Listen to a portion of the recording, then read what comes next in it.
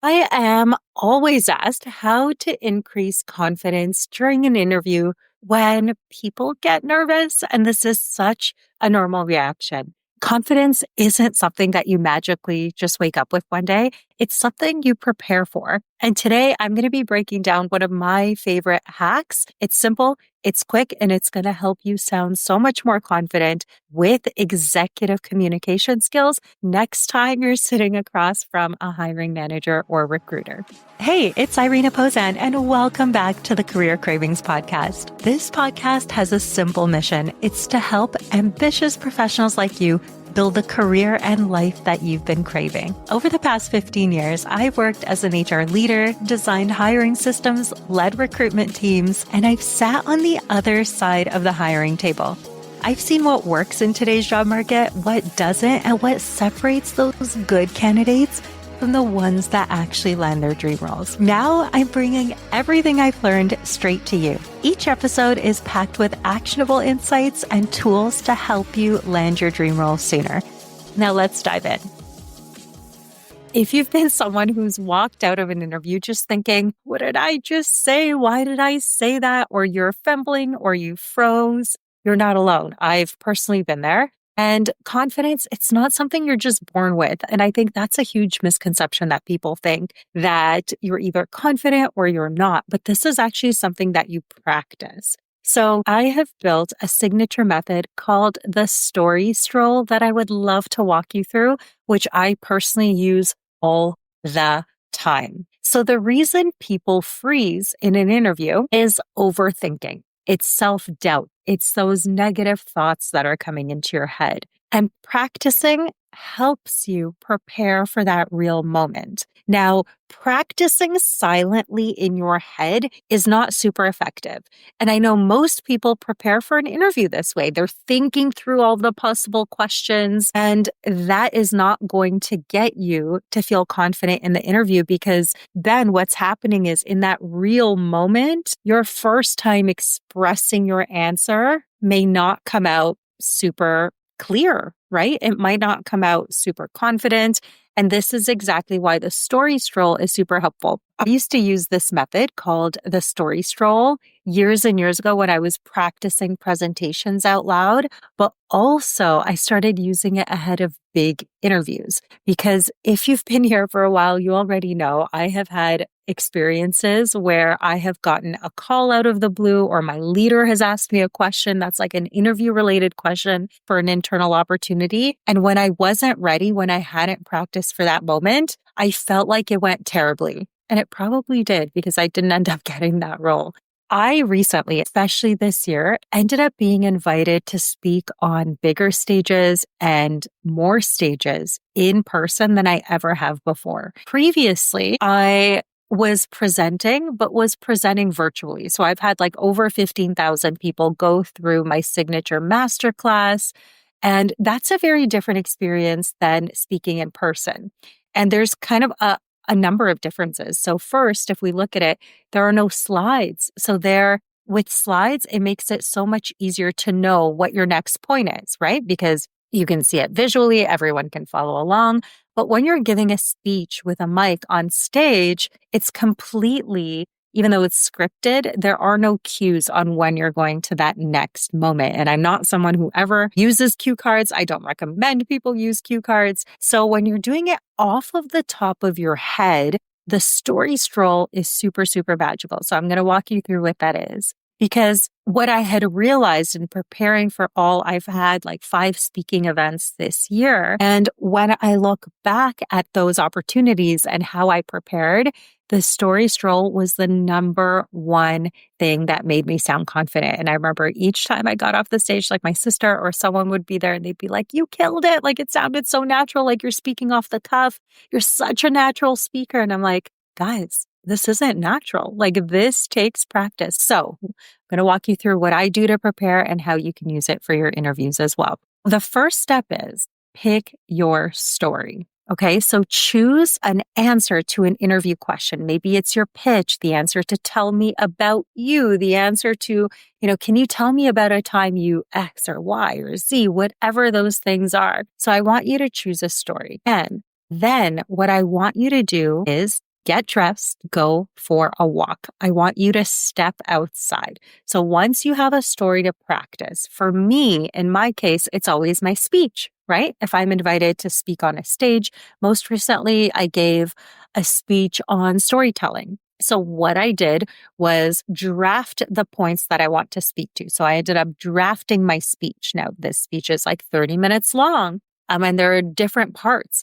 And what I did was divide that long speech into many stories, part one, part two, part three, part four, part five. And this is what I'd also recommend that you do. Have 5 top stories that you want to refine and start with one. Now, the second piece, once you have this, it could be written down in your phone, it could be in a Google Doc. Then I want you to physically go outside for a walk. I put my running shoes on. Recently it was summer, so I was putting on my shorts and really getting outside. Now, here's what I want you to do. I want you to go and move your body. And the reason I want you to do this is because it helps you get out of your head and into your body physically. And this is so crucial. It is so helpful for sounding more confident because you don't have the jitters. You are actually moving through the story physically. Now, you don't want to sound like you're nuts walking around your neighborhood talking to yourself. So here is like a pro tip, and this is what I do. I actually take my AirPods. You can use any headphones that you have and put them in, and you don't actually have to be listening to anything. But I put this in so that if I'm walking down the street, I can feel confident. If I walk into a neighbor, like they don't think I'm just like standing outside talking to myself. I put in the headphones, I step outside, and I walk to the nearest park and I do laps until I feel confident that I can deliver this speech or this story without notes. Now, the reason I want you to do this without notes is when you're in an interview, people can tell when you're reading. People can tell when you have something drafted that you're just reading the notes. And what that does is it breaks credibility. And it likely won't get you invited to the next stage. People can see your eyeballs. They could see if you're reading. And practicing your story out loud in a natural way as you're walking through a real environment, having real distractions is going to make you sound so freaking confident. So what I typically do is I start walking and I speak out loud, right? This is step 3. I start telling my story as if I'm explaining it to a friend. Now, this part's really important because if you start thinking about how nervous you are in an interview or start picturing someone who seems really intimidating, like you're speaking to the CEO of a company, your story isn't going to sound natural and it's not going to sound like you and it won't sound authentic. So I want you to speak it out loud as you're walking as if you're speaking to a friend.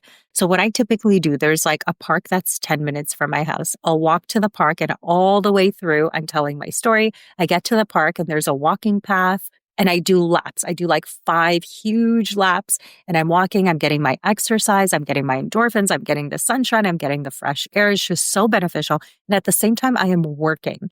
And I swear, when I do this, I feel so blessed that I get to call this my job, right? Because I'm walking in nature. It feels amazing. And then also I'm doing something super productive, which is training myself to sound more confident as I am speaking. Okay. So first step, you're picking your stories, right? You're writing them down. You have them picked out. I would focus on one at a time. And when one sounds confident, then you can move to the next. Second, I want you to put your stuff on. I want you to get your headphones and I want you to get outside and go for a walk. And then I want you to start speaking out loud and practicing telling your story. And don't worry about sounding perfect because it's not about having the perfect essay written down that sounds like a book. That actually doesn't sound authentic with anyone.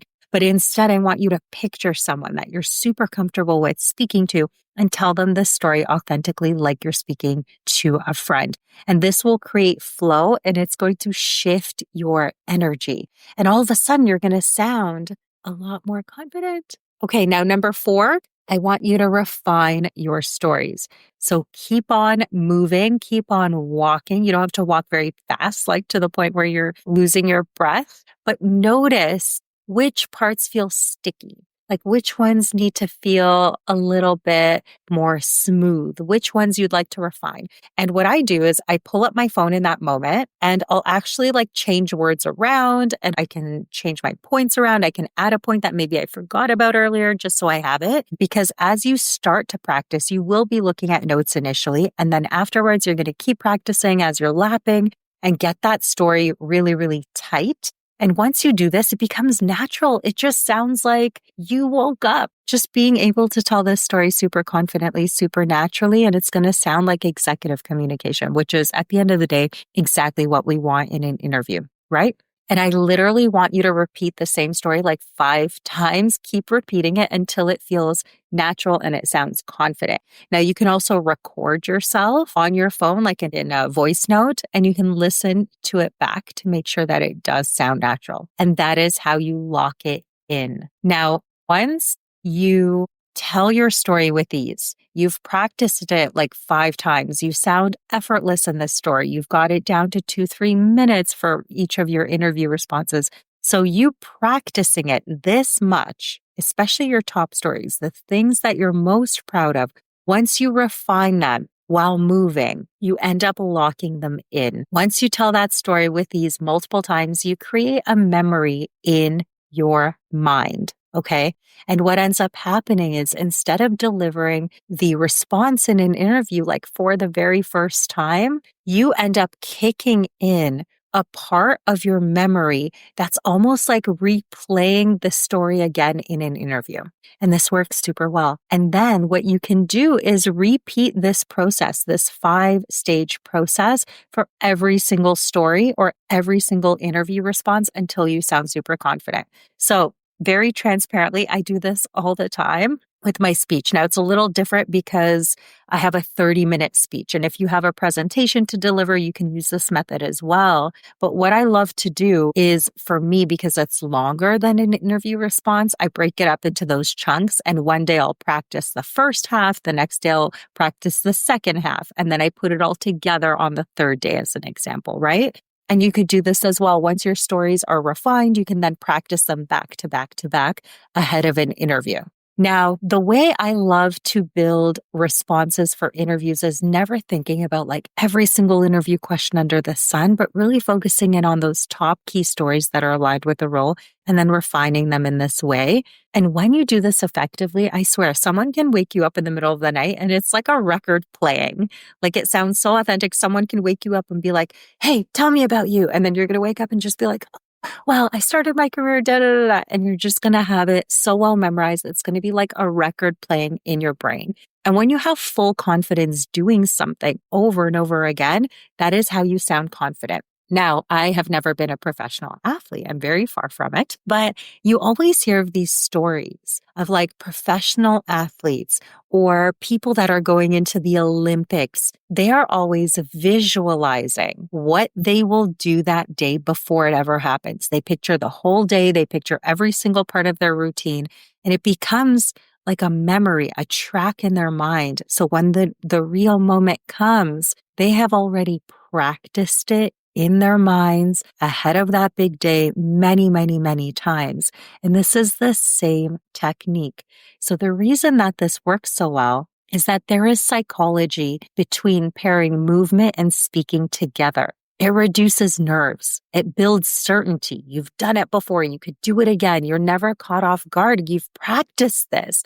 And this is how you really sound confident. Then you can sound even more natural. And interviews, they require muscle memory. So it's not memorization. You're not trying to memorize every single word, but you're practicing pivoting and shifting and telling that story from different angles. And your story stroll ends up being that warm up for your confidence, just like athletes warm up before a game, right? Or before a big Olympic or before a big game. It happens in your mind first, and then you practice it out loud. You get that muscle memory, and it works super, super well. There is always homework here on the Career Cravings podcast. So I want you to practice this and apply it in your next interview. So step 1, pick your top 5 stories that are the most aligned with your target role. Write them down, put them in a document, put them in your notes app, whatever that is. Then I want you to step out outside. Go for a walk. Practice it out loud. No one will think anything of it, right? Keep practicing it out loud. Refine your story over and over again while moving. Notice what you want to change up. Make those notes again and then lock it in. And this will help you tell that story with ease. So I want you to practice it. And then I want you to tell me, literally apply this method. It might sound a little cringy to walk around your neighborhood, right? But tell me how this lands. Now, I will tell you that weather isn't always on your side. And right before my big conference on the Career Cravings conference, I was giving, as you know, you've probably heard about it here and you've heard the speech, but I was practicing my keynote speech. And also it was like 20, 30 minutes long. And the way I wanted to practice was making it fun. So what I would actually do, it was really hot this summer. If you are someone who's been in Toronto this summer, you know it was like a heat wave every single day. It was like super, super, super hot. It's not the typical weather we get. I have a pool, so I was loving it. But what I would do, because it was too hot to walk some days, especially in the middle of the day, I'd put on my sunscreen and I would actually walk the pool. I have a shallow end in the pool that is, big enough. And I would walk back and forth and tell my story through water. So I felt comfortable. I was moving. I was gliding. And this kept it fun for me to want to keep practicing, so that I don't need notes, so that I don't need slides to deliver this information. And it made it fun. And I couldn't wait to get outside. I felt grateful. I felt blessed. And when you are feeling great about your environment, nature does this for us, right? When you're surrounded by nature, you can't help but feel good, especially when you're moving. So I would go out there and I couldn't wait to practice, and it made it feel effortless. It really did. So I want you to try this method. You've probably never done this before, and you're probably thinking, Irina, are you serious? And I'm serious. So before your next interview, go outside, do this daily for like 2-3 days, even if it's for 15-minute walks. And I want you to message me and let me know if it did create that confidence for you, because confidence is compounding. There is a compounding event that happens with confidence when you continue to practice the same stories over and over again. And this is not wasted effort for one single interview. No, these are your stories that you're going to tell in your interviews over and over and over again, like the answer to the tell me about you question, right? So I want you to imagine walking into like an in-person interview once you have already been walking and talking and being able to sound confident. You know you could do it. Imagine the different energy you're going to walk into that next interview with, knowing the exact stories you're going to tell, how you can pivot them depending no matter what they ask, how your words will flow effortlessly as if you're speaking to a friend. And that's the difference between just like hoping that you're going to sound confident to actually knowing that you will, because it's muscle memory and you've done it again and again and again. So just to recap, I want you to remember that confidence isn't built in your head. It's built in motion. It's built from doing it over and over again. It's muscle memory. So next time you're preparing for an interview, don't just sit at your desk. That is boring. Like, don't just stare at your resume silently. Get outside. It's going to calm those nerves, especially ahead of an interview if you can. Go for a stroll, practice it out loud. If you're at the office, I used to do laps, not specifically to practice for an interview, but I used to do laps around my office building as well at lunch for a couple of minutes. You'll be amazed how this shifts your nervous energy and makes you feel more confident ahead of a big meeting, a big presentation, anywhere where you're really going to be speaking. You're going to be amazed how much more confident you sound. So, call to action. If this episode resonated with you, please share it on LinkedIn, share it on Instagram, tag me. I want to see it. And I also want to hear how this shifts your confidence. And if you want even more strategies like this, episodes drop every single week, and I cannot wait to see you in the next episode. Hey, before you go, if you've enjoyed listening to today's show, I would love your support. Please take a moment to leave a review anywhere where you listen to podcasts. And here's the exciting part. I'm running a special contest and giving away a one-on-one session with yours truly. All you have to do is leave a review, take a screenshot, and send it to me in my DMs. All of my contact info is in the show notes. I appreciate you so much, and I cannot wait to build the career and life that you've been craving together. See you next week.